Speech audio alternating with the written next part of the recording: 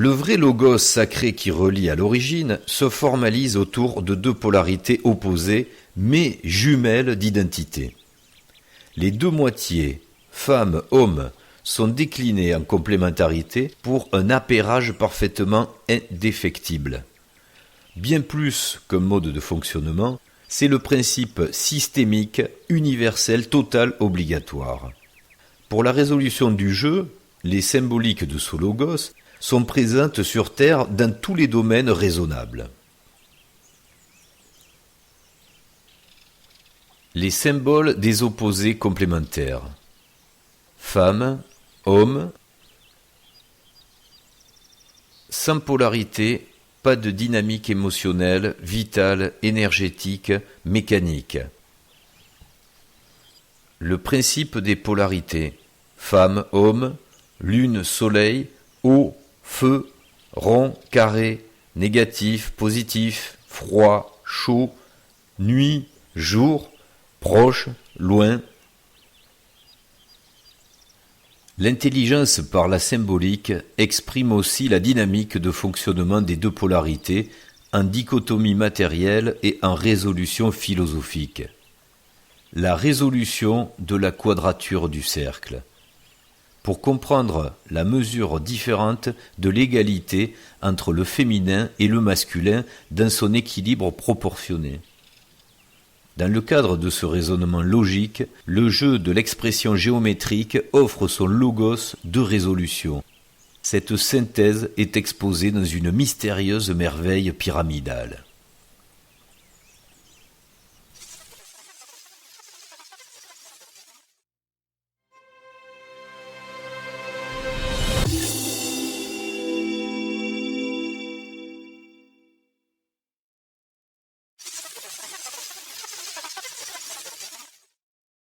À savoir une causalité des plus importantes de la compréhension du jeu qu'on est venu vivre dans ces matrices, donc dans ces expériences relatives. Lorsqu'on connaît le modèle exposé sur les épisodes 1 et 2, pour les personnes donc, qui n'auraient pas encore pris connaissance de ce modèle, cette explication est basée sur deux univers différents. On ne va pas refaire là tout le schéma, mais c'est pour vous rafraîchir un petit peu le mécanisme de compréhension qu'il y a à retrouver à chaque fois dans nos vidéos sur le parallèle qu'on doit faire entre l'univers absolu et l'univers relatif, et la plus grosse causalité de l'explication d'avoir eu à créer l'univers relatif par rapport à l'univers absolu, c'est justement une nécessité qu'ont les jumeaux qui sont nés du côté absolu à créer des univers d'aventure dans le relatif.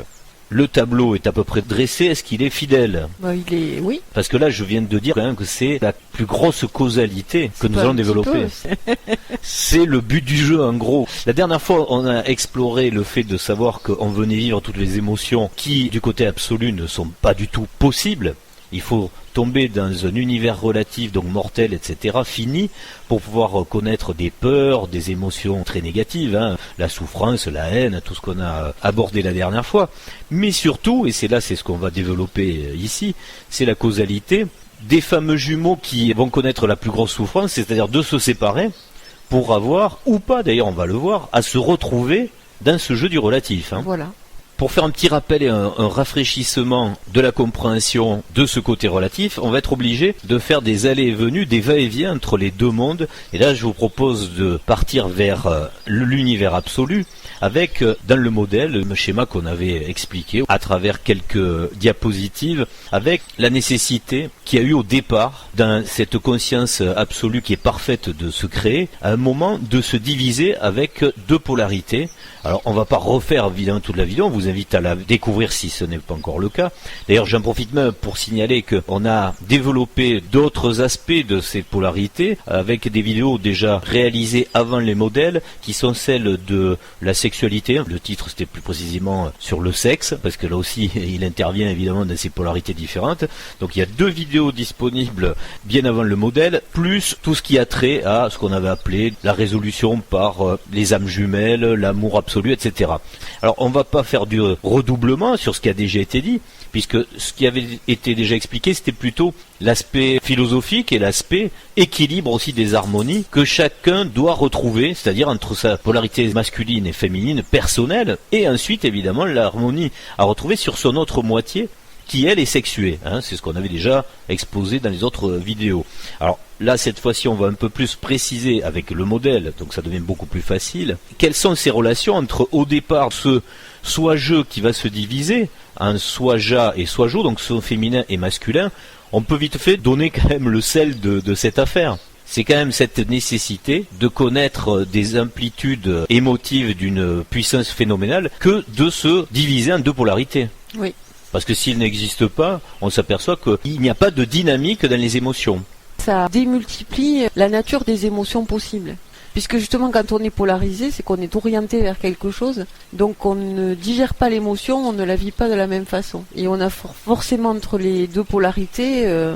un jeu qui va se créer. Voilà, quelque chose qui va se démultiplier, s'affiner et compléter le jeu. Ben, il y a une interaction qui s'installe qui n'existerait pas. Tout simplement. Normalement, oui. Voilà. Donc, ça, faut bien prendre conscience. Même dans l'univers absolu, ça a été une réelle nécessité de s'accomplir dans cette espèce de quintessence des émotions à avoir à séparer donc deux polarités pour qu'elles puissent s'attirer. Parce que si on se retrouve, allez, on va le faire en physique, là, ça va parler de suite, avec des aimants. Si vous avez que des aimants négatifs, il n'y a que des divisions, il n'y a aucun amour. Si vous avez que des éléments positifs, c'est la même chose, ils s'écartent tous. Par contre, si vous avez qu'un système polarisé constant de positif et de négatif, ben, tout va s'agglutiner, va se coller et puis il se passe rien. C'est fixe. Donc on est obligé de créer un principe avec une espèce de va-et-vient obligatoire dans le cycle de quelque chose qui doit à un moment s'attirer, se repousser, s'attirer, se repousser pour pouvoir avoir déjà du changement et avoir une dynamique, sinon une fois de plus on fige les choses et il ne se passe rien. C'est pour ça que le temps est très important, il y a bien une notion tout le temps de cycle, même de l'autre côté, même dans l'absolu, pour répondre à une nécessité de dynamique, sinon rien n'existe. Et lorsqu'on transpose ça dans le modèle de compréhension de ce qu'on est en conscience, c'est-à-dire en tant qu'individu, puisqu'on a créé un corps à travers duquel vont passer les sensations de ces émotions. On en revient à ce qu'on l'avait déjà dit au début dans le modèle. Si on était tous des boules uniformes, sans caractéristiques propres, il n'y aurait aucun jeu dynamique qui pourrait aussi s'installer à travers ça. On est bien obligé à chaque fois de comprendre l'essence même, donc la causalité primordiale du jeu, pourquoi on est allé loin dans la création de tout ce qu'on a pu imaginer et donc mettre en place, ne serait-ce que dans l'interface qu'on est nous-mêmes. C'est-à-dire, nous, notre corps est une interface dans le jeu obligatoire. Ce que les namastés occultent, c'est-à-dire j'ai pas de corps, je suis un gaz, etc. C'est-à-dire même dans le côté absolu, il faut un corps pour avoir une interface. Il faut une forme, oui. Il faut une forme. Oui. Et pour qu'il y ait une interaction avec une interface autre que vous-même, vous avez eu la nécessité, évidemment, de créer des caractéristiques différentes. D'où la compréhension déjà des caractères propres différents, mais aussi de ces fameuses polarités. Puisque s'il n'y a pas ces pôles mâle et femelle, on se retrouve avec des entités ou des individus à caractéristiques propres, mais uniques, mais qui n'auront pas donc un attachement particulier et constant avec cette partie qui leur manquerait. On est bien d'accord. Oui, si on était tous des clones, il n'y aurait pas d'interaction à ce niveau-là. Voilà. Donc on se priverait de ce type d'interactions qui sont quand même majeures. Alors tout ça c'est bien expliqué dans certaines cultures, avec le plérome par exemple. On sait, pour entrer dans les détails, que si on lit tout ce qui a trait à ce monde où justement il n'y avait pas encore de division, en conscience, puisque c'est une étape de l'autocréation qui est nécessaire. C'est pas un monde qui existe en soi. C'est une réelle démarche d'autoconstruction dans sa propre conscience qui au départ est absolument identique à tout le monde. Tout le monde va créer avec ses briques sa propre caractéristique. Et au moment de la division, il y a cette nécessité de comprendre que, et d'ailleurs c'est peut-être là que commence la vie, quelque part, on va pas rentrer dans le sujet, mais c'est là que commence la réelle dynamique des choses. Ça rappelle quelques cours de biologie de 3e. Oui, la division cellulaire fait partie de cette dynamique. Oui. C'est bête à dire, mais pour construire quelque chose de grand, vous êtes obligé de le diviser d'abord. Bon, c'est un petit peu délicat à comprendre, mais bon. Il faut aussi, quand on réfléchit à un sujet, regarder tous les domaines et on retrouve à la fois, on le dit, la division, mais aussi les doubles.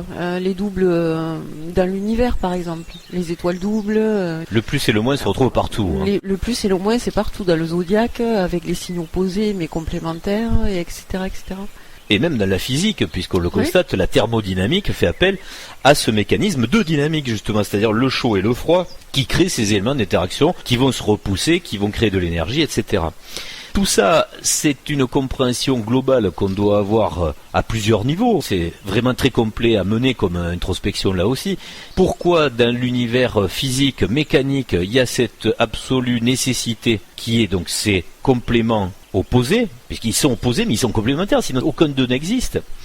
Et dans la conscience personnelle, comment on va le retranscrire dans le fait que nous soyons justement une propre construction de ce qu'on a estimé de mieux à faire dans l'interface que nous sommes devenus, c'est-à-dire un corps sensuel, sensitif, sensible, etc. Muni des sens, et des sens aussi, pour être, parce que tout ça, ça va en même temps. Alors, puisqu'on est dans les jeux de mots sur toutes ces polarités, le fait même que dans notre pays, en France, on ait cette expression qui paraît un peu désuète aujourd'hui, mais de dire de son épouse ou de son époux, c'est ma moitié, ça prend vraiment tout son sens.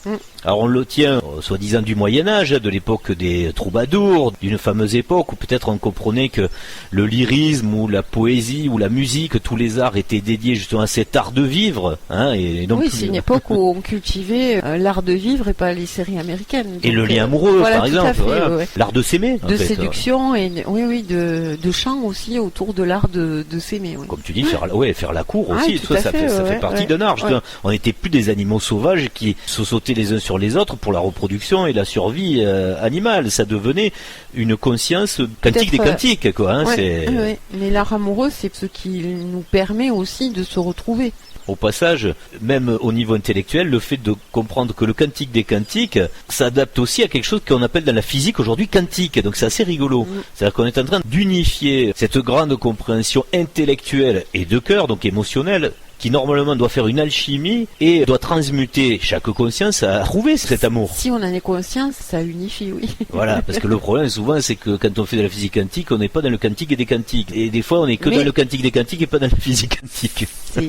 C'est déjà bien qu'il y ait cette évocation de nom. Et c'est bien que nous sommes à la fin des temps puisque tous ces éléments sont réunis à présent. On est allé très loin dans la compréhension de la matière. On l'a déjà expliqué la dernière fois sur les causalités du comportement de la matière qui dans l'univers relatif est très différent de celui de l'absolu. On est allé très loin ici pour cet aspect relatif, mais on va comprendre maintenant le comportement dans la matière du côté de l'univers absolu avec le quantique des quantiques et non plus avec la physique quantique. Hein. C'est pour ça qu'il faut marier les deux et c'est cette alchimie qui est absolument très délicate à mener intellectuellement quelque part. Hein. Parce que certainement que ça ne se fait pas qu'au niveau intellectuel. Si on reste toujours dans le mental, on peut avoir une bonne compréhension des choses, mais au final, ça servira pas à grand chose. C'est pour ça que la physique quantique, si elle continue comme ça, elle va prendre le même écueil que la physique tout court. Elle va rester au niveau intellectuel. Et comme tu dis, on aura pléthore d'ego. Et du religieux au final, du coup. Oui, qui vont évoquer la matière en long, en large et en travers, mais au final, ça n'aura pas de résultat sur l'humain, quoi. Il faudra que le cœur arrive au niveau intellectuel à un moment donné, si ce basculement ne se fait pas. C'est comme toujours, on a des cartes, des éléments, et chacun doit s'en servir ou pas. Ou pas. Voilà, il y en a qui n'aiment pas des cartes, il y en a qui maintenant il va falloir se bouger un peu parce qu'on n'a pas toute une éternité pour comprendre qu'il faut s'en servir. Si on parle de temps et de cycle, bon, je pense que... Mais cette longue période qui s'annonce, elle est faite pour ça aussi. C'est le basculement qui est toujours délicat, mais... Elle est longue et elle est courte quand même. Et l'avantage, c'est que quand ça va devenir confortable, là c'est très tendu, là c'est le chaos, mais quand ça va devenir confortable, ceux qui n'auront pas pris, on va dire, la mesure de l'urgence à avoir à changer de logiciel, et comme ça va devenir confortable, ils vont vouloir rester dans la matrice, donc ils vont pas s'extraire. C'est ça l'avantage de la période du chaos, du basculement, c'est que la contrainte en général oblige à faire cette alchimie. Mais si tant est que sur une fin de cycle, ce soit permis. Sauf si, effectivement, c'est le sens de ce que tu énonçais, que j'avais pas saisi, si on peut penser, comme ça peut être le cas quelquefois, on appelle ça des reterraformations, quand on recrée tout, que toute une série d'avatars Donc on va dire l'âme qui servait sur la longueur des réincarnations peut être carrément dissolue et disparaître, et là on repart sur une nouvelle espèce, etc. Oui, on ne sait pas. On sait rien. Mais le problème reste le même, ce que tu disais. Voilà, il y a tellement de littérature disponible, et puis on a chacun un travail personnel à faire, une introspection. C'est quoi pour nous ces cycles, ces fins de cycle? Est-ce qu'on y croit? Est-ce que on les visualise? Est-ce qu'on pense qu'ils sont importants? Et quelle est la conséquence de ne pas les prendre en considération? Toute personne qui veut réfléchir là-dessus trouvera sa propre réponse. On parlait de cette expression qui est fabuleuse, c'est ma moitié. Oui. C'est qu'au final, il y a plusieurs moitiés à comprendre dans cette histoire. C'est-à-dire que vous devez retrouver votre moitié ici même, on va dire dans le masculin-féminin, mais vous devez aussi retrouver votre moitié dans le sens où soit je représente aussi une partie de vous à retrouver. Il y a 2 moitiés par personne à retrouver. Il y a soit Ja, soit Jo, et moi Ja, moi Jo. Les choses, et c'est pour ça que dans le plan de départ, c'était important de comprendre qu'il y avait la verticalité et l'horizontalité. Les 2 univers sont perpendiculaires. Donc vous devez œuvrer dans le niveau horizontal, mais aussi dans le niveau vertical. J'espère que vous commencez à comprendre pourquoi il y a cette interpénétration des 2 anneaux, un dans l'autre, c'est-à-dire la physique de la conscience métaphysique et l'univers relatif de la physique que nous connaissons bien ici. C'est-à-dire que les moi-Ja et moi-Jo doivent se retrouver, donc résoudre leur masculin-féminin au niveau horizontal. Mais dès que vous basculez dans le truc qui est assez impalpable ici et difficile à prendre en conscience, c'est-à-dire le niveau vertical, après chaque moi-Ja et moi-Jo doit se trouver avec son soit Jo et soit Ja. C'est la double difficulté dans ce jeu à résoudre. C'est ça. À mon avis, on peut détecter son jumeau, on peut trouver son jumeau qu'après une certaine étape personnelle. Si on ne s'est pas assez poli, quelque part, on peut pas se reconnaître, avoir cette intuition de l'autre. Ou... On peut se reconnaître des fois, mais se rater aussi, c'est-à-dire que ça se passe mal et se séparer. Voilà. Il y a un certain équilibre personnel à avoir acquis pour qu'il y ait un couple qui, ici, œuvre ensemble. Ouais. Et ça ne veut pas dire que parce que le couple est ensemble, il œuvre ensemble. Il faut que qu'il y ait là aussi, conscience. c'est des étapes.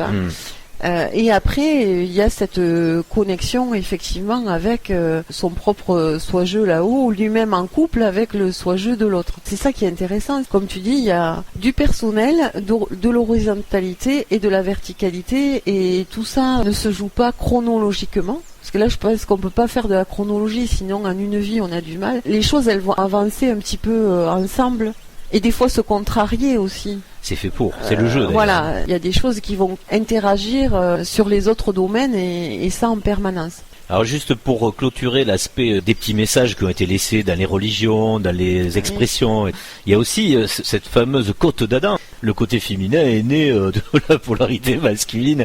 Et non, mais la séparation, quand vous avez une entité entière, quand vous faites la séparation, il n'y en a pas un qui naît de l'autre. C'est-à-dire d'un principe qui est neutre, donc N, vous allez créer un M et un F, donc un masculin et un féminin. Il n'y a pas d'antériorité, donc il n'y a pas de supériorité, etc. dans la chronologie. Qu'on soit bien clair.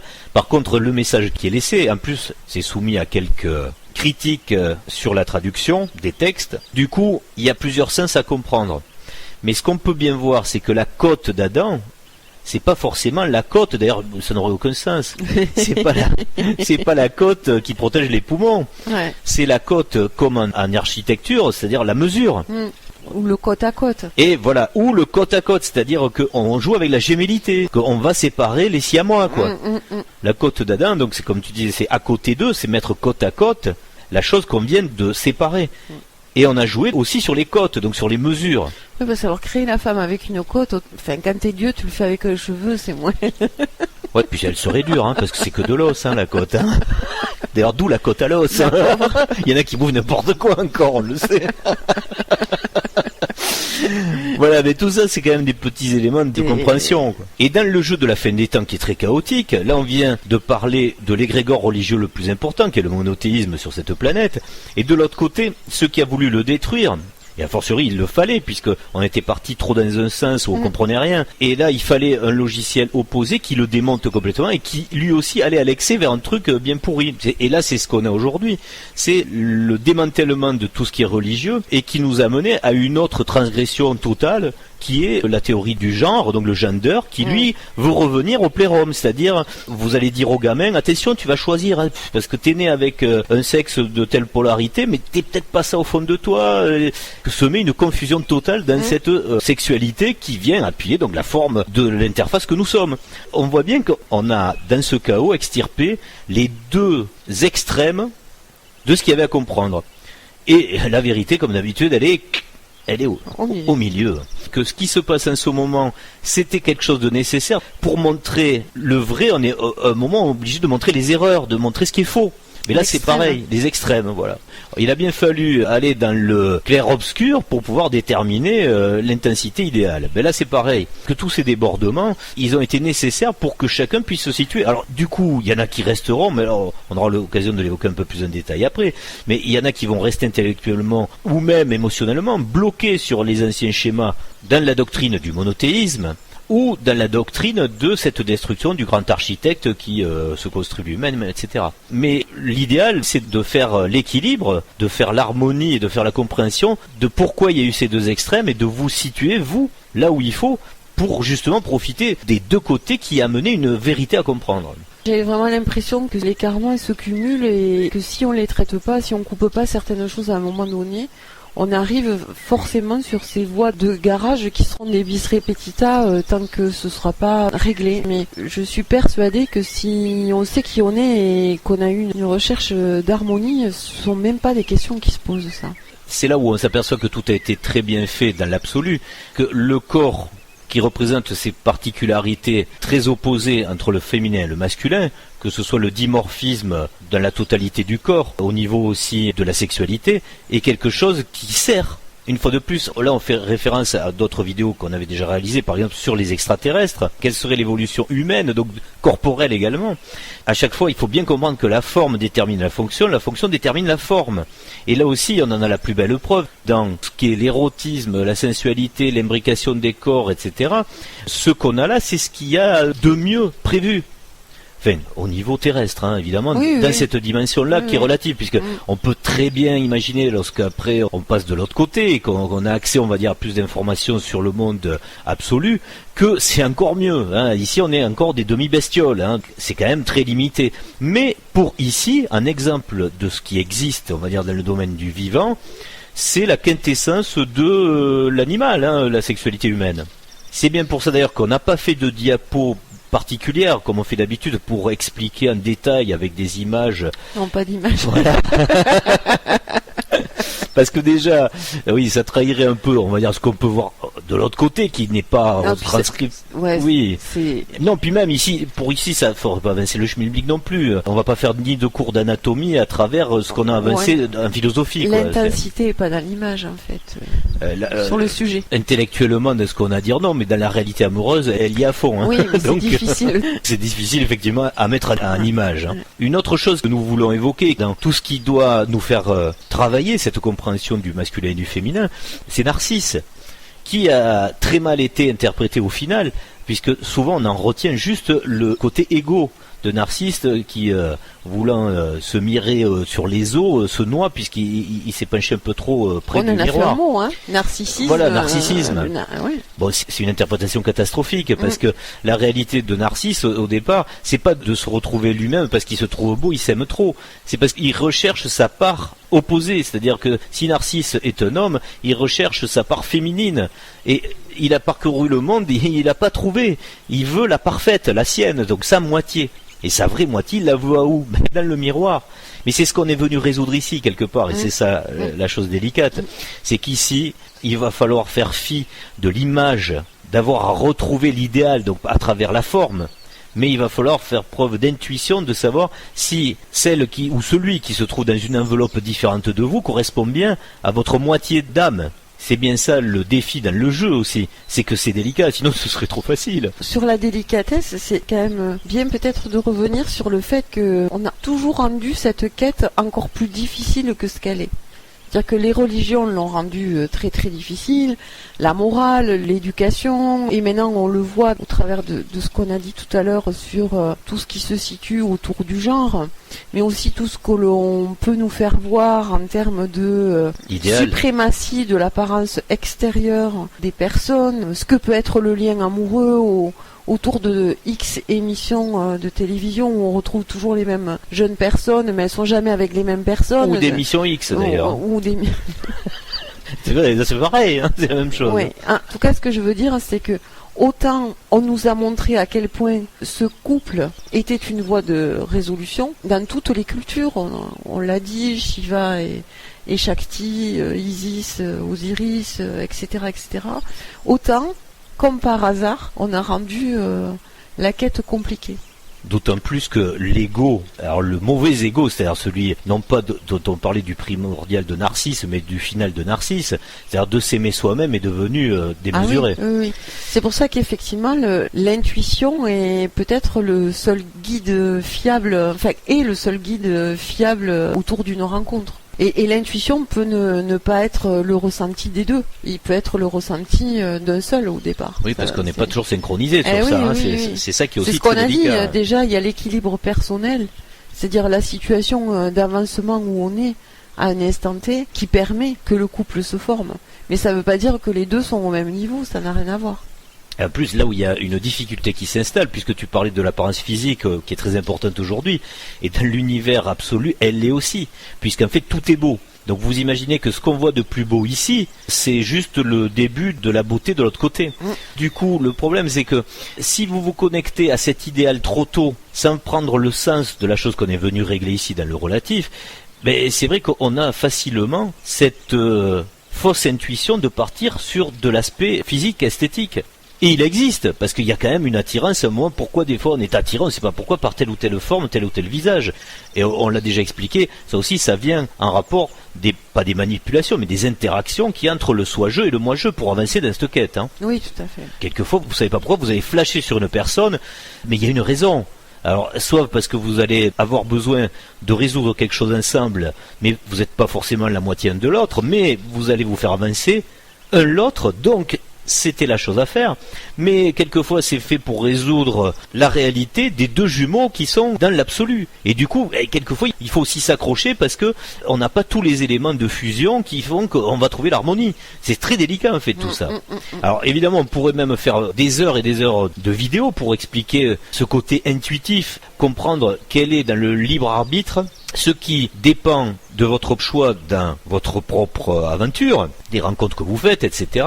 Et les choses qui sont mises sur votre chemin et qui d'un coup sont pas tout à fait du ressort du hasard. Oui. Voilà. Alors ça c'est très compliqué à déceler, à expliquer. Mais justement toutes les vidéos qu'on a fait auparavant sont aussi là un peu pour ça, mine de rien. Et là où on voit que ça peut être aussi un problème, c'est que dans ces temps où dans le chaos, s'organise un petit peu cette spiritualité, on voit que ces concepts d'âme sœur et de flamme jumelle ont été assez récupérés et dévoyés, et ça devient un peu n'importe quoi. Bon, toujours il y a des histoires de commerce derrière, comme d'habitude. Oui, c'est assez florissant. Parce que tout le monde en rêve quand même de trouver sa moitié. C'est-à-dire tout le monde a cru petit au conte de fées, au grand amour, à la chérie pour l'éternité, des choses comme ça. Oui, il y a forcément un effet attirant à ça et on peut voir des témoignages de personnes. Ce que l'on ressent, c'est qu'elles sont tellement dans cette quête un peu obsessionnelle qu'il n'y a plus la raison. Enfin, il faut jamais perdre la raison quelque part. Parce que c'est ça qui est dangereux. C'est pas le fait qu'on calque des émotions sur l'autre. C'est que l'on calque parce qu'on a fait un chemin de spiritualité, parce qu'on a lu un certain nombre de choses sur le sujet, on calque sur l'autre un schéma tout construit de relations. Alors c'est ce qu'on expliquait tout à l'heure, c'est que c'est quand même difficile de faire la part des choses entre ce qui est du domaine du rationnel et qu'il faut conserver, et des fois des relations qu'il faut couper parce qu'elles ne sont pas les bonnes. Oui, mais à un moment donné, il vaut mieux vivre une relation et se rendre compte que potentiellement ça peut être ce type de relation, que de se dire d'emblée que cette personne-là va nous faire vivre ce type de relation. Voilà, donc il faut pas d'attentisme autour de ça, c'est bien de le rappeler. On doit vivre ce qu'on a à vivre ici, dans cette vie-là. Voilà, souvent sur des sites, on voit, est-ce que c'est votre âme jumelle ou votre flamme jumelle, c'est pas la même chose, attention, etc. Non, mais ça, on s'en fout. Ouais. Vivez l'expérience que vous avez à vivre Tout avec à quelqu'un, fait. arrêtez de vous demander si c'est le bon ou pas. Tant que c'est bien, de toute façon, c'est que ça va, il faut continuer. Et si c'est pas bien, mais qu'il y a quelque chose de valable qui vous retient, ça veut dire que vous avez quelque chose à régler, il faut le régler. Mais si c'est futile et que c'est quelque chose qui correspond à rien, il faut l'arrêter. Ou Voilà. que l'amour est éprouvé. Tout à fait. Parce que je pense que le parcours des flammes jumelles, il est exactement le même que l'individu. C'est-à-dire que c'est un couple qui va avancer par les épreuves qu'il traverse et qui, à un moment donné, solidifie ce lien et qui peut faire qu'en se retournant, on se dit comment ça se fait qu'on est encore ensemble, comment ça se fait que ça a tenu. Il y avait 1000 raisons pour que ça explose. Mais parce que chaque individu a vécu son épreuve à la fois personnellement, mais le couple s'est construit aussi. Et c'est là qu'on dit qu'il y a une troisième énergie, une troisième entité qui se crée. C'est parce que cette entité double, elle vit son épreuve, elle passe son épreuve elle aussi. En tant que couple, mais les deux le font aussi. Et c'est ce discernement juste qui est un petit peu difficile à avoir quand on se retrouve soit empêgué dans des relations des fois émotionnellement très fortes, passionnelles, etc. Il faut dépasser le stade de la passion pour entrer dans cette analyse assez profonde, quoi. Faut les deux. Ah, Ouais, faut- Enfin, après, si c'est la bonne relation, la passion de durée doit s'installer et pas celle de la flamme de départ. Alors, puisqu'on parlait d'âme jumelle, de flamme jumelle, nous on n'a pas utilisé du tout ces termes-là. Oui. Parce que Oui. justement, on trouve que c'est pas important. Chaque chose doit se régler, comme on le disait, au moment où elle doit se régler. Par contre, nous, on parle bien des jumeaux absolus et relatifs, parce que ça, pour nous, c'est la réalité de notre modèle. Donc, c'est de dire que, oui, le but du jeu, c'est de retrouver son jumeau dans le relatif, parce que c'est une interaction qui se joue à 4. Et le côté délicat, c'est que si vous allez cueillir dans la substance qui vous est offerte absolument partout en ce moment sur cette littérature florissante des âmes ou des flammes jumelles, vous allez retrouver des récupérations aussi sur des trucs qui vous envoient même à l'opposé de ça. On retrouve ça dans le Reiki maintenant, on retrouve ça dans évidemment tout ce qui est voyance, etc. Mais avec toujours ce danger de dire si c'est vrai ou pas la relation que tu as. C'est quand même à vous d'avoir le libre arbitre pour décider si votre relation est toxique ou pas, etc. Parce que évidemment Même que si elle est de ce genre-là, moi, ce qui me surprend, c'est qu'on puisse avoir besoin de faire une étude. Alors, il y a des études de différentes natures par rapport à la date de naissance, par rapport à plein de choses. Bon, pour savoir si c'est le jumeau, mais en quoi ça va apporter quoi que ce soit à la relation. Ce qui est important, c'est ce qu'on vit avec la personne et ce qu'elle nous fait vivre personnellement, quoi. Alors qu'on soit clair, n'y voyez aucun aspect d'homophobie ou quoi que ce soit dans ce que je vais dire, mais c'est juste une étude que nous menons nous constamment par rapport à Internet, c'est de l'anthropologie. On peut bien voir, et c'est marqué, que toutes les personnes qui s'occupent de ce sujet des flammes jumelles, à part peut-être des cas très confidentiels, on se retrouve dans le schéma typique où c'est des femmes qui en parlent toutes seules, des hommes plus rarement, mais des hommes seuls qui en parlent, ça existe. Et ceux qui ont le plus pignon sur eux avec des ouvrages, etc., sont dans le domaine homosexuel. Ça veut bien dire que dans cette fin des temps, on est tellement perdu dans la règle du jeu et dans la nécessité de se résoudre soi-même que même ceux qui se sont emparés du sujet, dans toutes ces communications qui sont données par les personnes qui sont de plus en plus spécialisées sur ce sujet, c'est qu'elles-mêmes font un travail tellement énorme de compréhension et ont eu à faire face à des résolutions les plus délicates, à se retrouver à résoudre ça dans des schémas par rapport au genre et par rapport aussi à des blessures, hein, que ce soit donc des personnes seules ou des personnes qui ont eu à résoudre avec l'homosexualité, que tous ces cas sont très importants à mettre en avant puisque ils vont répondre à des personnes qui ont les mêmes cas de figure qu'eux. Mais le cas de figure, on va dire, le plus répandu qui doit se retrouver avec du témoignage masculin-féminin classique n'est pas présent. Oui. Alors que si on reprend de la littérature dont on parlait tout à l'heure sur le Moyen-Âge, tout ça, ça existait vraiment avec une force archétypale qui s'est imprimée d'ailleurs à ce qu'on est aujourd'hui, hein, c'est-à-dire le romantisme, etc. Si c'est pas visible, c'est que c'est de fait quelque chose qui ne doit pas l'être. Parce que justement, on n'est pas sur le même temps et que... Il y a des préoccupations chaotiques qui sont énormes à côté de ça voilà, aussi. Mais elles nous permettent de nous trouver seuls. Parce que la démarche qui est toujours d'aller rechercher à l'extérieur ce qui s'applique à nous, ce qui doit nous résoudre ne fonctionne plus. Il faut se résoudre seul. Donc peut-être que si c'est une grosse clé de résolution, il appartient à chacun de la trouver. Mais dans le New Age, on a même cet élément qui est poussé jusqu'à son paroxysme avec des mouvements comme Ayam. Parce que là, on va faire de la négation même du couple jusqu'à la propre négation de soi-même. Hein. C'est-à-dire qu'on n'est pas un corps, je suis pas un nom, je suis pas un individu. Si, tant que vous êtes dans la matrice, évidemment que vous avez un nom et vous avez un corps. Et le nier, c'est détruire votre propre temple. Donc le but, c'est de le magnifier pour pouvoir rejoindre la porte qui fait passer ailleurs. Si vous niez vous-même en tant que moi-je, comment voulez-vous revenir au soi-je? C'est la porte vers le néant, hein. De toute façon, on l'a déjà dit, c'est le soi, c'est la totalité, c'est que de l'information, ça se vit pas. Et il faut incarner à un moment une conscience, et la conscience c'est le je.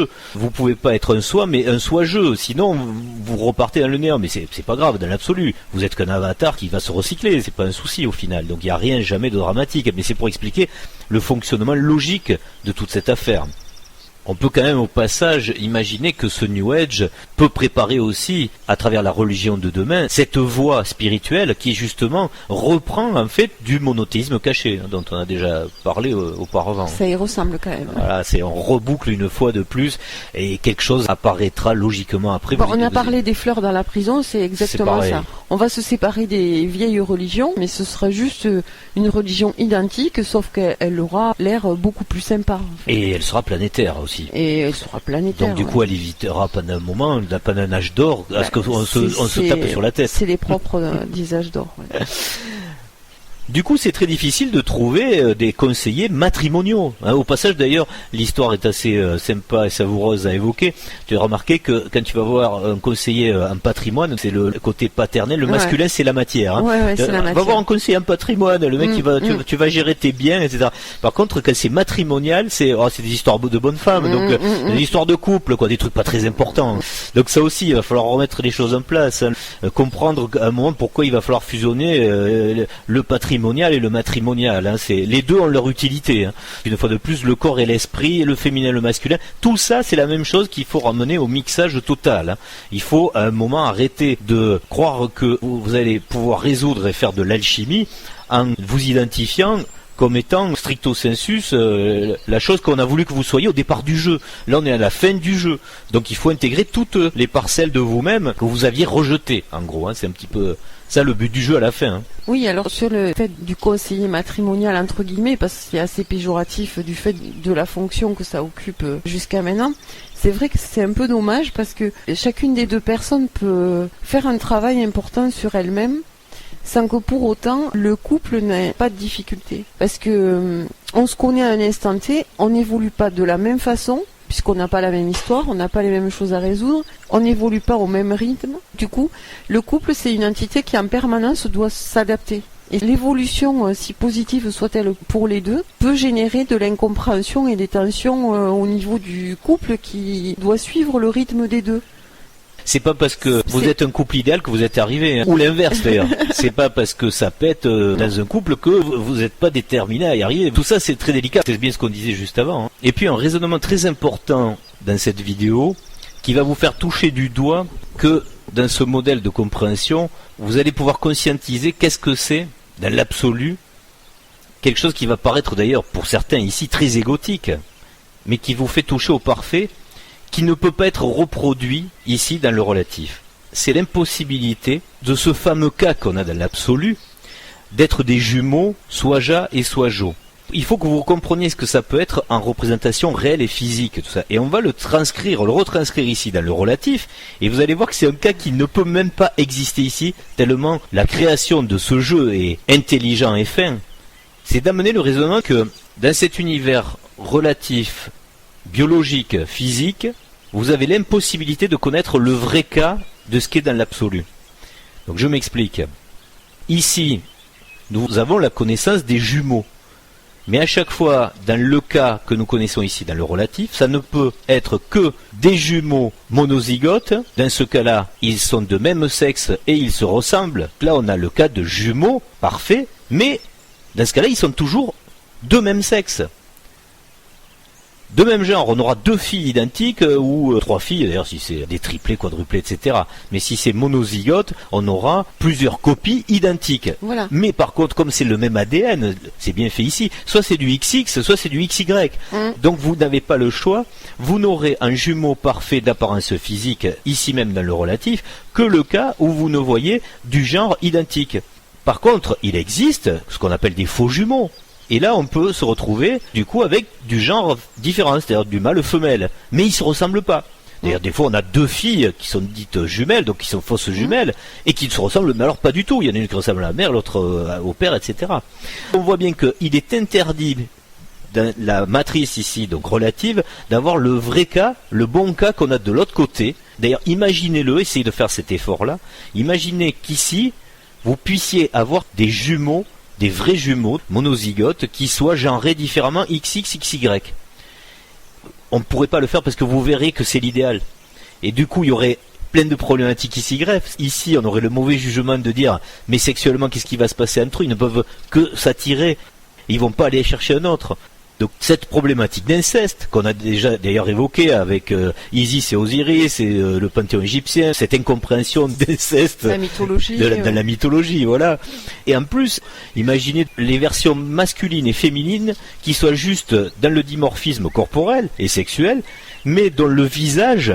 Regardez sur internet, maintenant en plus c'est très facile de pouvoir mener ce genre d'études, puisque vous avez par exemple Bing, le moteur de recherche, vous donne un outil de travail sur la reconnaissance faciale, qui fait que vous pouvez très facilement retrouver des apparences identiques de structure ou d'architecture de visage. Mais vous apercevrez que si vous enlevez tout ce qui est autour d'un visage, et qu'on n'est que dans le beau évidemment, vous allez avoir des difficultés à savoir si c'est homme ou femme. Est-ce que je me fais comprendre avec ça? Oui, tout à fait. C'est-à-dire que, pas si on tombe dans les traits masculins, par exemple, traits forcés, tout ce qui fait partie, on pourrait parler de l'animal humain, celui du départ, donc le côté masculin. Mais si vous prenez le côté des belles proportions, donc qui sont, c'est bête à dire, mais féminines, vous allez vous retrouver avec une compréhension que, à travers juste le visage, on a un petit écart de dimorphisme qui va faire la différence, par exemple l'épaisseur des lèvres, etc. On va pas rentrer les détails, là aussi on pourrait faire des heures de vidéo pour cette compréhension-là, mais sur le visage même, vous comprendrez que des jumeaux dans la perfection ne sont pas genrables autrement que par leur dimorphisme corporel autre que celui du visage, autre que celui de la tête. La dimension des épaules, du bassin, est-ce qu'il y a des mamelles ou est-ce qu'il n'y en a pas, est-ce qu'il y a un sexe ou est-ce qu'il n'y en a pas? Oui, enfin... ou est-ce qu'il n'y est pas en apparence, on va dire, pour faire comprendre le dimorphisme, hein, bien sûr. Donc, le cas qui a parfaitement dans l'absolu ne peut même pas exister ici même sur Terre, enfin dans l'univers relatif. Le fait que cette division, alors chez nous elle est cellulaire, elle produit une copie physique et psychologique d'ailleurs très souvent, parce que les jumeaux séparés qui ont à peu près la même vie, font les choses un peu en même temps, même s'il y a quand même des traits de caractère qui sont assez différents. Ah ben là on pourrait parler de l'astrologie après là. Voilà, ouais. Par contre la division dont on parle dans le modèle, elle est comme un partage d'un être en deux. Du coup on va pas produire des individus qui se ressemblent, on va produire des individus qui se complètent. C'est ce qu'on disait, voilà. C'est une moitié, et c'est pour ça que, étant une moitié, là on n'est plus sur un registre physique, on est sur un registre amoureux. Et c'est bien le cas de notre difficulté à résoudre ici, c'est que tu ne peux pas reconnaître ton autre par l'apparence physique, déjà. Et d'autre part, c'est que tu as une complémentarité à régler sur, en général, on peut bien le dire ici, des défauts qu'il faut estomper ou des qualités qu'il faut rehausser. C'est une espèce d'alchimie et d'alliance outrepassant le physique qui doit se réaliser sur plein de choses qui ne sont pas du tout idéales ici, que ce soit dans le mental et dans le physique. C'est ça.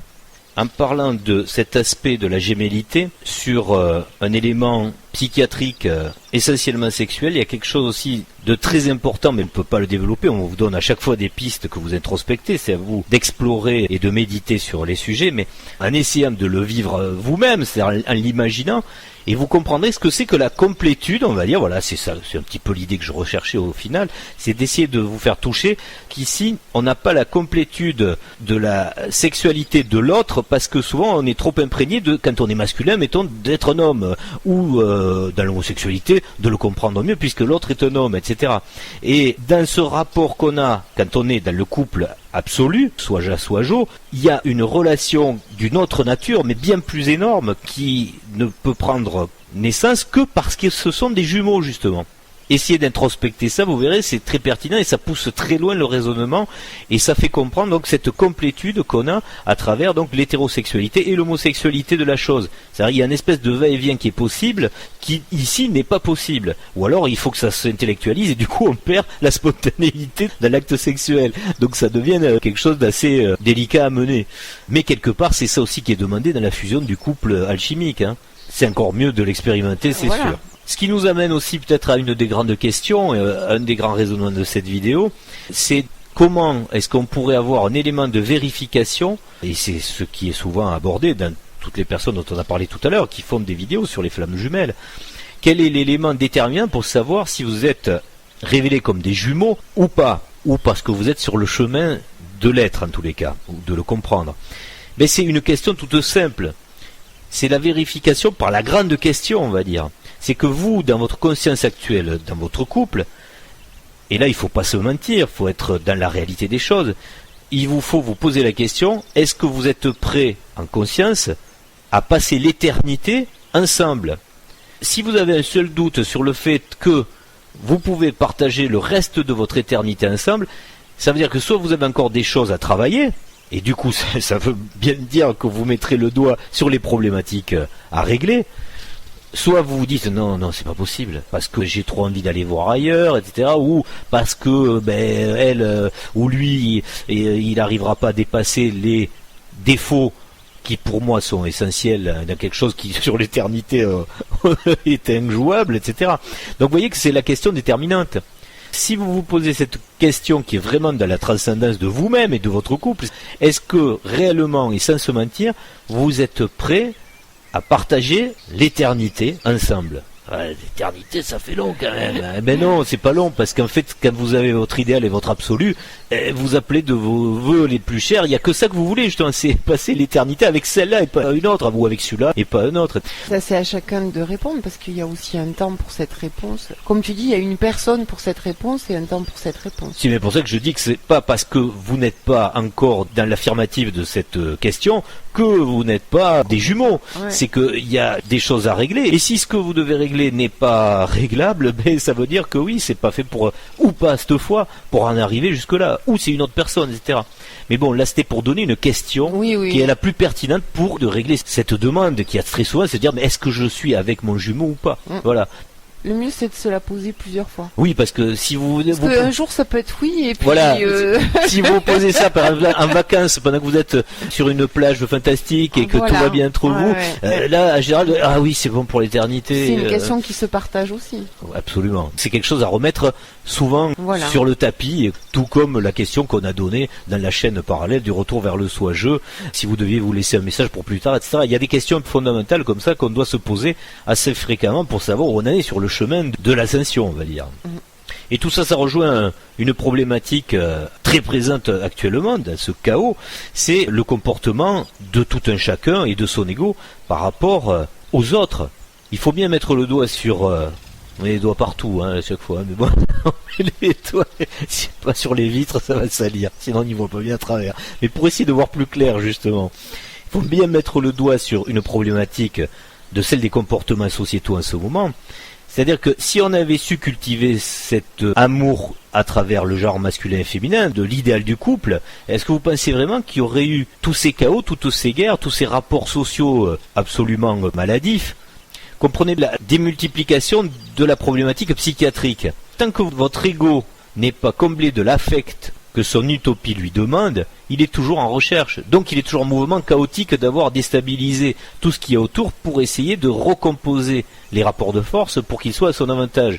Donc on est dans cette recherche et du coup on est dans un chaos affectif. Que si vous vous trouvez dans un monde où chaque personne a son jumeau, on l'imagine même ici dans le relatif, tout le monde sera amoureux, tout le monde a une vie harmonieuse et correcte, il n'y a jamais de saute d'humeur, on va dire. Mais quand vous allez vous retrouver dans la société, que ce soit pour accomplir des tâches ensemble, au sein d'associations multiples et variées, on appelle ça des entreprises ici, les rapports ne sont plus les mêmes. Si le manque d'amour n'existe pas chez une personne, ça veut dire que il n'a pas besoin de reconnaissance. Tout ce après quoi on court toute la journée tombe. Il ne va plus être dans un rapport de soumission, de faire plaisir, d'être reconnu, d'être le meilleur, d'être celui qu'on voit, celui qu'on entend, etc. Il y a beaucoup de comportements qui nous sont dictés par des manques d'amour conscients ou inconscients. Donc si tu fais disparaître ce manque d'amour, c'est sûr que le monde n'a plus du tout le même visage. Voilà, c'est un dysfonctionnement à chaque fois parce qu'on n'a pas cet équilibre amoureux. Parce qu'on n'est pas accompli. Si on n'est pas accompli, c'est qu'on n'est pas complet. Regardez un couple d'amoureux, en général, le dicton le dit bien, on vit d'amour et d'eau fraîche, donc vous n'avez pas besoin de bouffer le reste du monde. Ils sont dans une bulle, il n'y a rien qui peut les atteindre. Quand on a l'essentiel, le reste est futile, faut le dire. Voilà. Vous n'avez aucune ambition carriériste, quoi que ce soit, ou égotique. Vous n'avez pas besoin de devenir une vedette. Ça rejoint toutes ces dérives égotiques des Fini Gloria Mundi. La fin de la gloire du monde, ce sera ça, c'est la fausse gloire là qui s'est érigée aussi bien dans ceux qui avaient besoin de se faire des Pygmalions que de ceux qui voulaient monter sur des piédestals pour briller sur les autres. Tout ça, ça va tomber, c'est en train de tomber, tout ça c'est faux. C'est un rapport de problématique de carence affective, donc amoureuse, etc. Et le but du jeu, il est bien dans cette résolution-là au final, parce que c'est quand même ça qu'on a à vivre de l'autre côté. C'est l'amour absolu, c'est l'amour parfait, et qui n'est pas un amour collectif, comme on veut le dépeindre ici dans le Namasté. C'est un vrai amour de couple parfait. Et après, les rapports sociaux entre ces différentes personnes qui vivent, on va dire, dans cet univers parfait, sont des rapports absolument normaux et harmonieux. Mais ils sont plus dans le domaine de la recherche des chaos amoureux, mais dans des émotions qui sont à leur vraie place. C'est-à-dire un ami, on l'aime, mais d'affection, on l'aime pas d'amour, on aime d'amour que sa moitié, c'est tout. Ici, c'est un mélange qui est absolument confus. On aura l'occasion d'ailleurs d'aborder en détail cette compréhension à travers la prochaine vidéo, puisque dans l'épisode 10, nous parlerons de qu'est-ce que l'animal. Est-ce qu'il a une âme? Qu'est-ce qui se joue à travers l'animal? Quelle est la place de l'homme dans cette interaction, et de comprendre dans le monde de l'absolu quelle est la place aussi de cet animal, parce que je crois que c'est le sujet le plus délicat à dénouer. Et là, l'amour en fait partie. C'est la même chose dans les rapports affectifs, ici même, qui sont dénaturés avec les enfants, les amis, les vedettes, etc. Et la confusion qu'on peut faire avec l'amour qu'on a juste dans la recherche du couple parfait. Cet amour parfait qu'on a avec l'animal, mais c'est un autre mot, donc du coup il n'est pas fusionnel, c'est un amour affectif là. Mais c'est le même par rapport aux relations amicales ou artistiques, etc. Et ici c'est vraiment une confusion totale. Et c'est, quand on s'en rend compte, c'est le jeu, en même temps c'est la commedia dell'arte, tout ça c'est pas bien grave. Mais quand ça reprend sa place, c'est vraiment la fin de la gloire du monde. C'est vraiment le fameux ouvrage de Fulcanelli qui n'est pas sorti. Oui. De Fini Gloria Mundi. Bon, après on peut évoquer au passage très vite fait que le chemin est quand même délicat à mener, même dans l'alchimie du couple, parce que à mesure que vous connectez avec votre moitié horizontale et verticale, plus vous connaissez la verticalité, plus vous connaissez le parfait, plus les défauts de l'horizontalité sont difficiles à accepter tant qu'on est la bestiole qu'on est ici. Et donc ça, après, ça fait appel à des travaux assez délicats d'accepter la bestiole qu'on est encore ici, que ce soit dans la forme physique, les règles auxquelles on est assujetti, ne serait-ce qu'à travers la biologie, on mange, on va aux toilettes, etc. Enfin, il y a plein de trucs ici qui sont assez délicats à gérer. Et tout ça, il faut bien imaginer quand on fait ce parcours de compréhension entre les deux univers, plus on avance dans la découverte du beau, plus on a du mal à accepter ce qu'on vit ici. Autre aspect très important, et là ça va rejoindre le travail sur soi, à œuvrer pour pouvoir se construire différemment, donc de se déstructurer pour avoir à se restructurer, c'est les différentes stratégies qu'on a eues dans le but du jeu. Mais c'est pas la finalité forcément du jeu, c'est pas pour vous faire peur qu'on dise ça. Si vous n'êtes pas en ce moment en couple, ou vous estimez que vous trouvez votre jumeau, c'est pas pour ça que la transcendance c'est pas possible, c'est pas ce qu'on veut dire. Mais pour ceux qui auraient entamé ce parcours-là, ce qui est évident, c'est que depuis des milliers d'années que le jeu se déroule, nous avons des espèces d'implants psychiatrique assez toxique qu'il nous faut combattre à la fin des temps pour se révéler. Et dans ce jeu de plusieurs stratégies de résolution, les religions ont leur place. Vous allez enfin comprendre pourquoi, dans certaines religions, on a coupé le bas. Ce qui n'est pas le cas, par exemple, dans l'hindouisme. Dans l'hindouisme, sur les temples, etc., on voit que du X, il y a du Kama Sutra, il y a toutes les positions sexuelles imaginables, etc. On voit bien que dans certaines religions, on avait mis en avant le fait de pratiquer ces choses-là et d'avoir un art de l'amour et de la sexualité. Mais le risque, quand on est la bestiole, on va dire, larguée dans ce jeu, c'est que si on ne prend que les côtés hédonistes et que plaisir, on va se perdre dans la matière, et on va se perdre dans la luxure après. Donc c'est un risque. Du coup, il y en a qui ont eu la stratégie inverse, et c'est ce qu'on nous en a connu avec le monothéisme, que ce soit avec l'islam, que ce soit avec la religion catholique ou même hébraïque.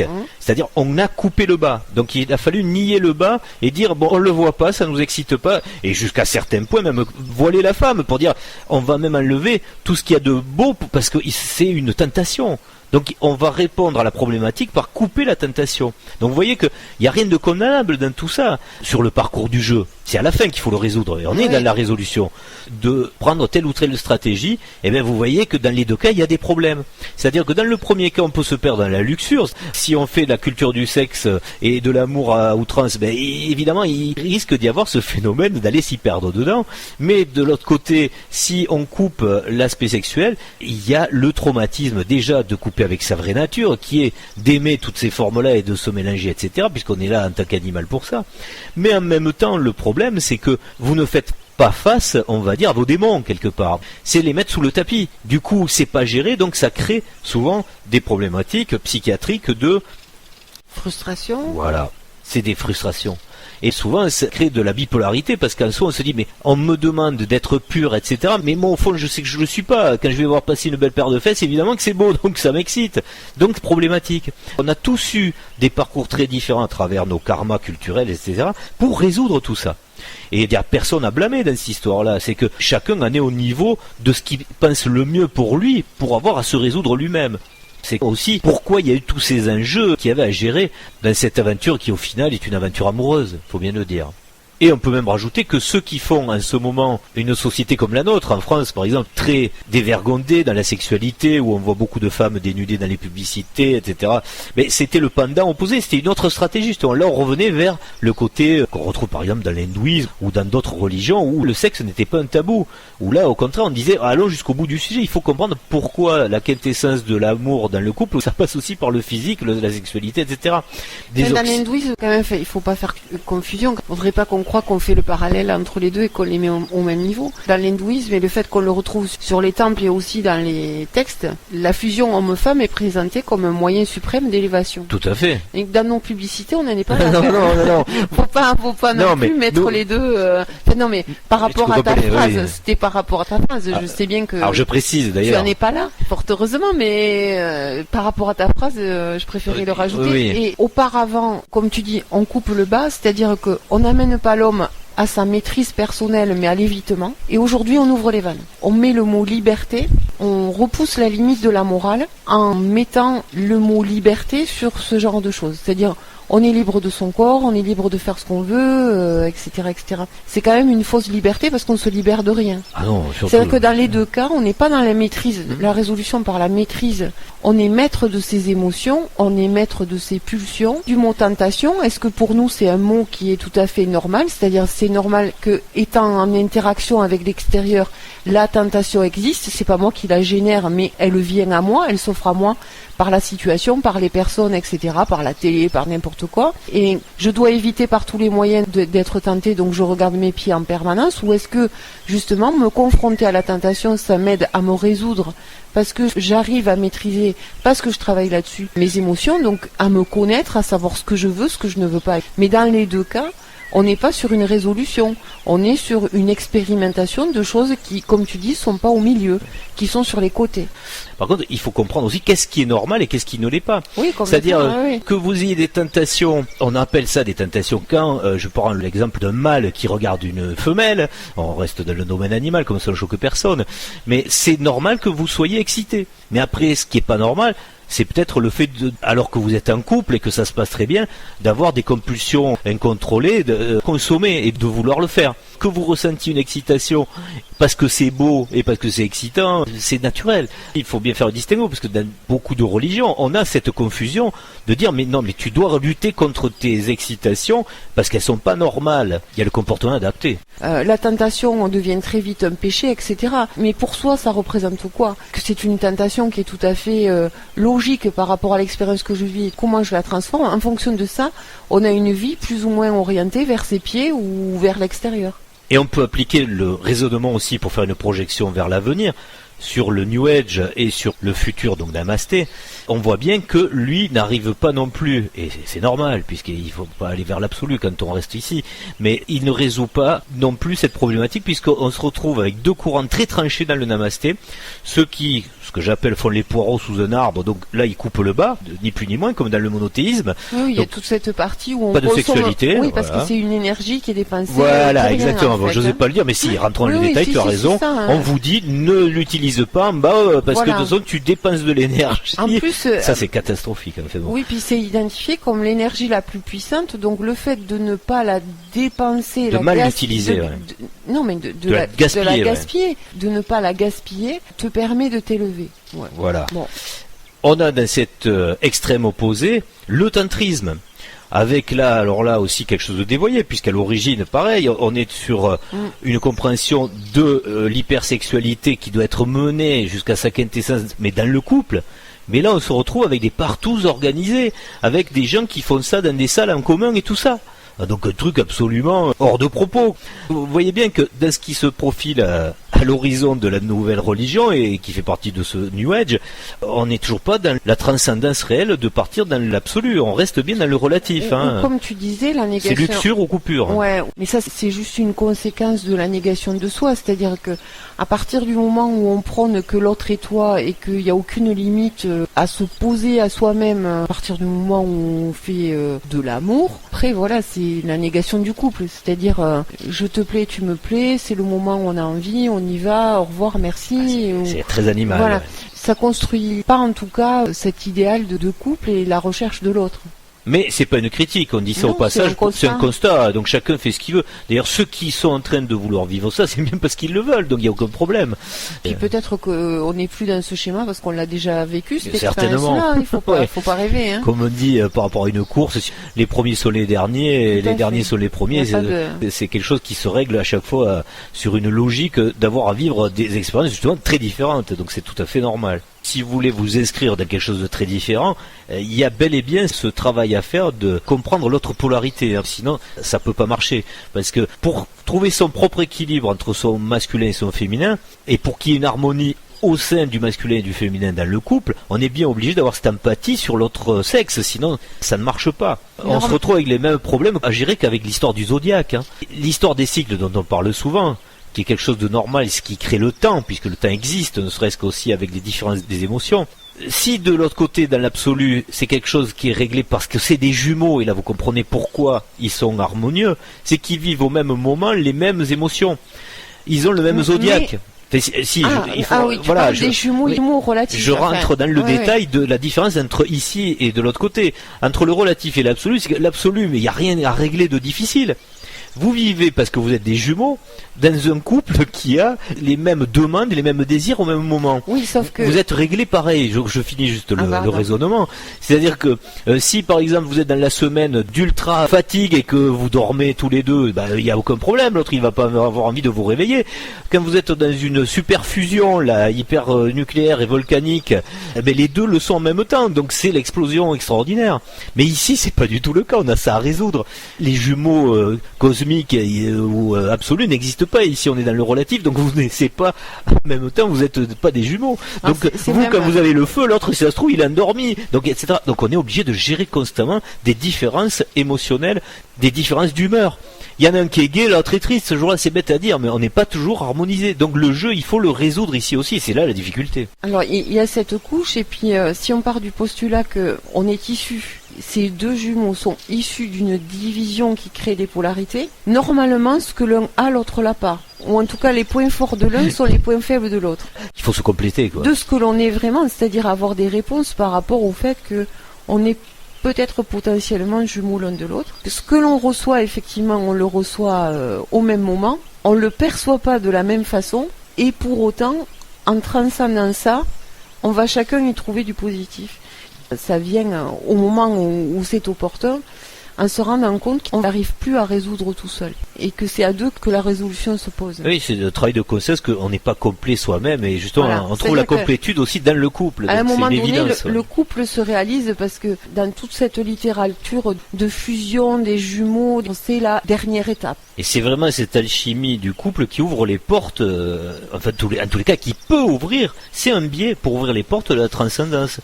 Et pour savoir ensuite, et c'est là que c'est intéressant aussi, même dans l'incarnation ici du moi-je, de savoir entretenir constamment ce désir du feu du départ qu'il y a dans la période qu'on appelle la passion.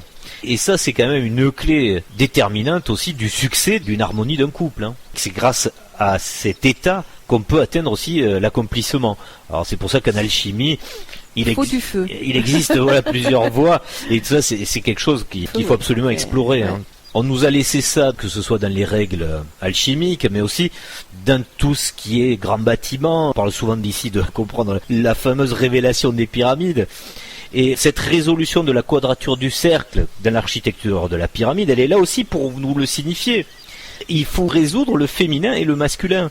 Résoudre au niveau horizontal, mais aussi vertical. Pourquoi on a cette architecture avec l'apothème qui fait cette dimension et pourquoi la hauteur, etc. Le phi et le pi, c'est quand même la compréhension ultime de la résolution du féminin et du masculin dans le niveau horizontal et de la résolution également entre le transcendant et le relatif, entre l'absolu et le relatif, donc entre le moi-je et le soi-je. Dans cette pyramide, on a mis les réalités mathématiques et géométriques de ce qu'on a à comprendre en philosophie, tout simplement. Et tout ça, après, une fois qu'on l'a compris, c'est bien beau, mais il faut aussi le réaliser. Tout ça, ça a été aussi exprimé dans tout ce qui est polarité complémentaire, qu'on pourrait même penser opposé, avec les 4 éléments. On retrouve ça aussi dans la compréhension des éléments dynamiques, ceux qui ne le sont pas, et tout ça. On vous invite à le creuser parce que c'est vraiment une culture très importante. L'alchimie est là pour révéler en fait les clés du grand passage quelque part. Ce que certains appelleront la gnose. Mais attention, parce que des gnoses, il en existe pas mal, hein. Donc trouvez celles qui sont à chaque fois les plus fondamentales, puisqu'en fait elles ne mentent pas, il n'y a pas de sorcellerie dedans, il n'y a pas de magie noire, il n'y a que des belles choses à y comprendre en gros, hein. Ce qui vous est proposé dans ces raisonnements-là, c'est toujours la réunification dans l'identification des différences propres à chaque polarité, pour en harmoniser les interactions. Et une fois qu'on arrive à mener ici en tant que moi-je cette harmonisation de ces interactions, et évidemment, on commence à voir qu'est-ce que c'est le monde de l'absolu.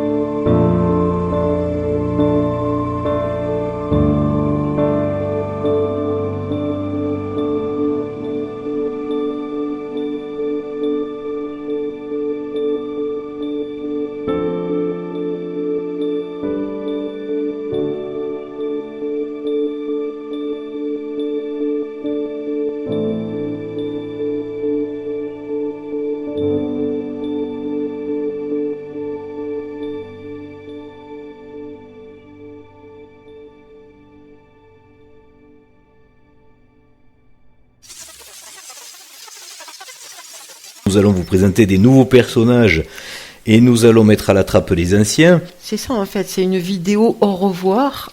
Oui, Un joyeux au revoir. Bon, on les garde dans nos cœurs parce qu'ils ont été utiles quand même. Oui, mais on a toujours regretté d'être autant limité dans la forme de présentation, parce que techniquement c'était une limite imposée, mais... Tu as toujours trouvé ça horrible. Ah oui, c'est une grande frustration que d'essayer de faire passer un message autant par ce que l'on dit que par ce que l'on montre, et de le montrer au travers des personnages effectivement qui ont été utiles à matérialiser quelque chose, mais qui étaient quand même loin de ce que l'on aurait voulu. Parce notamment que... pour les sois-jeux. Pour les moi-jeux, c'était presque moins grave. Mais pour les oui, sois-jeux, voilà, c'était moins grave. Mais j'ai toujours senti cette distorsion entre le message et l'illustration du message. Et je trouvais que justement, c'était nuisible au message. Parce que ça le ramenait à quelque chose d'infantile, tu trouvais. Ouais, hein, d'infantile. Et puis, comme tu dis, les sois-jeux, ils doivent emporter quelque chose... de gracieux au moins. Oui. Mais l'intérêt que nous y trouvions, c'était qu'il n'y ait pas de confusion, de rester dans un style universel, puisque grâce à ces bibendums, là, ces télétubbies, que vous les appelez comme vous voulez, ces personnages n'étaient pas représentatifs d'un type racial terrestre. On ne peut pas dire c'est quelqu'un de tel ou tel continent. On se dédouane des spécificités caractéristiques raciales. Donc c'était vraiment un caractère universel. Mais c'était pas beau pour autant, puisque ça ressemble pas du tout à quelque forme archétypale que ce soit de type humain évolué. Ça peut exister ailleurs. Quelque part, en voulant ne pas avoir une représentation typée, alors que si on prend des représentations universelles, par exemple de Vinci, elles sont universelles et pour autant elles sont typées aussi. On est obligé. Après. Voilà, on est obligé. Mais du coup, on s'éloigne aussi de ce que l'on est. Je veux dire, on ressemble pas à ça non plus. Bien sûr. D'ailleurs, à cause ou grâce à ça, autant dans la première version, on avait pu mettre en place une réduction intellectuelle qu'on appelait le soi-je et le moi-je, autant cette fois, là, nous ne le ferons pas, parce que là, ça nous obligerait à montrer de l'androgyne. Oui, avant, pour pas à chaque fois mettre en scène une moi-ja et un moi-jo et une soi-ja et un soi-jo, puisque ça marche par deux à chaque fois, puisqu'il y a le féminin et le masculin, on avait pu réduire et simplifier avec un seul personnage qui représentait le moi-je et le soi-je. Là, on ne peut pas le faire puisque on va se retrouver en plus dans cette période de pleine confusion où certains se complaisent justement à développer ce logiciel que nous ne voulons pas prospecter. Elle est typée la polarité de toute façon. Mais le message de fond, il reste universel parce que si à ce niveau-là, une personne qui prend connaissance de cette publication n'en a pas la conscience, c'est pas grave, puis ça veut dire qu'elle n'est pas faite pour prospecter sur cette voie de résolution. Oui, parce que l'intérêt du fond de ce que l'on dit, c'est notre lien à la métaphysique. Et elle voilà, n'est pas typée de cette forme-là. Voilà. Donc si on s'arrête à la forme d'ici, qu'on ne voit pas le fond du message, ça n'a pas d'intérêt. Visuellement, on a fait des vidéos sur l'imaginaire, sur l'imaginal, etc. Oui, ce qu'on proposait, c'était pas génial. Et comment l'illustrer quand tu as des personnages comme ça, des paysages qui sont des bouts de photos... un peu travaillé, un peu amélioré, mais c'est pas extraordinaire. C'est impossible. On a essayé de glisser dans ces personnages qui étaient donc basiquement dans les formes pseudo-humaines, les symboliques pour comprendre justement le dimorphisme, pour qu'on puisse reconnaître l'identification des moi-je et des soi-je. Et sur les nouveaux personnages, voilà, on explique un petit peu les choix. On reste d'abord sur les moi-je, garder un style de dessin qui ne ressemble pas de la réalité, qui fasse encore bande dessinée. On est plus Ce sont des avatars. dans quelque chose non réaliste, ça veut dire en imaginaire de construction, en représentation imaginaire, puisque l'avatar est, si on fait un raccourci du jeu que nous vivons, on est des personnages. Voilà, c'est comme un jeu vidéo. Il fallait avoir ce détachement. On est aussi, nous, des personnages dans un jeu. Et on retrouve ce code couleur qui lui aussi avait ses raisons. On garde un bleu très clair pour le féminin et un bleu plus foncé pour le masculin, avec cette notion qui était assez importante de ne pas avoir des adultes. On comprend que ce sont des enfants ou plutôt des jeunes adultes, de très jeunes adultes. C'est pour faire comprendre le décalage qu'il y a aussi entre le monde du relatif, qui n'est jamais dans une conscience totale et absolue, limitée, qui n'a pas fini de grandir, c'est ça l'idée, et les personnages de l'absolu, les Soijeux, Soija et Soijo, qui eux ont la silhouette de personnes qui sont réalisées, qui sont bien adultes, et pour nous aussi l'occasion de bien faire la différence entre des Moijeux différents dans leur identification sur les traits du visage. Ils se ressemblent, mais c'est pas forcément les mêmes. Par contre, vous aurez compris que là, sur la possibilité de faire des jumeaux, sur les Soijeux, on ne s'est pas privé de représenter la même identification de visage, même si vous pouvez vous faire piéger et croire que c'est pas forcément le même. C'est la silhouette et la coupe de cheveux qui fait la différence. Pour le reste, il y a peut-être un peu moins de maquillage chez l'homme au niveau des yeux que chez la femme, mais ce sont des jumeaux. Et là, on a enfin l'occasion de pouvoir présenter ce concept qui est justement quelque part le fameux secret qui fait que l'absolu est l'absolu et qu'il ne pourrait pas l'être s'il n'y avait pas un pairage de jumeaux. On a déjà expliqué pourquoi, mais là au moins on peut le signifier correctement. Et vous remarquerez qu'on est moins dans le style dessin animé que les Moijeux, mais on a quand même gardé une dose de non-réalisme pour ne pas être dans l'idée de présenter quelque chose qui serait cette réalité, puisque chacun doit trouver la sienne. Oui, sachant que quand on rejoindra cette réalité, on peut aussi être surpris malgré tout ce qu'on a imaginé. Qu'on est nous-mêmes limités dans notre réalité ici. Bien que ça puisse être difficile, oui, de le préciser à 100%, et si même certains y arrivent, ce ne sera jamais aussi fort que la vérité qui, elle, est parfaite. C'est-à-dire que vous, dans votre identification, quand vous reprenez votre identité dans l'absolu, pour vous, c'est la plus belle, c'est la meilleure. Vous ne pouvez être que surpris d'être encore plus émerveillé de votre propre image, de votre vraie propre identité. En tous les cas, grâce à cette évolution sur la chaîne, vous voyez quand même la différence où on peut passer des anciennes émotions qu'on transmettait qui en fait étaient très basses. On ne peut pas avoir envie de devenir ces personnages-là. C'est ça qui est le plus gênant, je trouve. C'est compliqué de pouvoir dire qu'il faut travailler son imaginaire et présenter des personnages qui... Ah ben là, ça vous est travaillé pour le compte, qui donnent pas vraiment envie il fallait surpasser l'image. De se réaliser dans cette perspective. On va devenir ces trucs-là, là, ces machins, avec des bidons. Oui, puis autant les Moijeux, Avatar, quoi. Autant les Soijeux... Et ça la fout mal, ouais. C'était compliqué quand même. Ce qu'il faut aussi signaler, certains se diront, puisque tout est calculé, normalement, les couleurs, les postures, etc. Pourquoi vous avez mis, que ce soit sur les Moijeux ou les Soijeux, des vêtements de type occidentaux ? Et est-ce que pour vous, la quintessence de l'habillement, c'est le costume et la robe longue de soirée ? Alors ça, on le laisse à votre interprétation et à votre imaginaire dans vos méditations de comprendre comment vous vous voyez quand vous voulez être le plus distingué ou le plus avantageux dans vos propres archétypes esthétiques vestimentaires. Mais au-delà de l'apparence vestimentaire, je voulais surtout vous parler d'une chose, c'était du détail de la posture corporelle. Avec, vous l'aurez remarqué, chez les Moijeux, des mains très apparentes, on les voit, on sait qu'elles sont là pour servir à quelque chose, et c'est pas par désinvolture qu'on se retrouve avec des Soijeux les mains dans les poches. C'est la glande. Oui, voilà, on fout rien. Ce qui est pas faux non plus d'ailleurs, mais on s'ennuie, mais on fout rien, les mains dans les poches. Mais une fois de plus, c'est bien pour signaler, tout comme vous comprenez, on a déjà parlé de ça en symbolique, avec certaines représentations mésopotamiennes où on voit, et d'ailleurs dans d'autres cultures, où on voit tenir dans une main une pomme de pin et de l'autre côté un sac. Tous ces éléments sont là aussi pour donner une identification rapide d'une compréhension de la qualification des caractéristiques des personnages. Donc là, on se doute bien que dans le relatif, les Moijeux vont beaucoup travailler dans la matière et se salir les mains. Voilà. Par contre, dans le domaine de la métaphysique maîtrisée, dans l'omniscience, omnipotence de l'absolu, les mains servent surtout, évidemment, pour l'aspect sensitif de la caresse et du plaisir, et pour se faire plaisir même à réaliser de l'art dans la matière, certes. C'est surtout pour signaler que même les mains dans les poches, vous pouvez métamorphoser, créer, vous pouvez à souhait utiliser les lois de cette métaphysique, puisque vous en êtes à l'origine, en transformant, en utilisant la matière, en la créant à votre gré.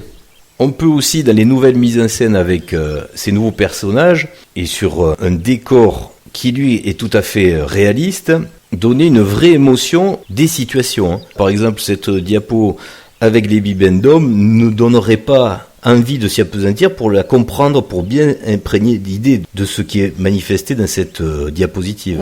Que là, vu l'esthétique et la beauté, on a plus envie d'y rester devant et donc de l'analyser et de bien comprendre qu'est-ce qu'elle signifie.